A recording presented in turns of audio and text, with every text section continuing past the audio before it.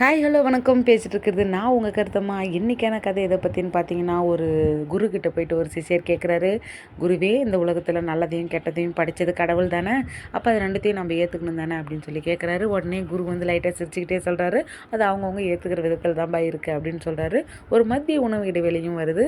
அப்போ வந்து சிஷ்யருக்கு வந்து ஒரு உணவை வந்து கொடுக்குறாங்க. என்ன உணவுன்னு பார்த்தீங்கன்னா, ஒரு கப்பில் வந்து பாலையும் கொடுக்குறாங்க, இன்னொரு கப்பில் வந்து மாட்டோட சாணத்தையும் கொடுக்குறாங்க. இதை பார்த்து அந்த சிஷியன் வந்து திகைச்சு போயிடுறாரு. குருவே ஏங்க எனக்கு இந்த மாதிரியான ஒரு உணவை கொடுத்துருக்கீங்க அப்படின்னு. உடனே வந்து குரு சொல்கிறாரு, ஏன்பா பாலும் சரி சாணமும் சரி மாட்டுக்கிட்ட இருந்து தானே வந்துச்சு, அப்போ நீங்கள் சாப்பிட்லாமே அப்படின்னு சொல்லி சொல்கிறாரு. அப்போ தான் வந்து சிஷியருக்கு வந்து புரியவே ஆரம்பிக்குது.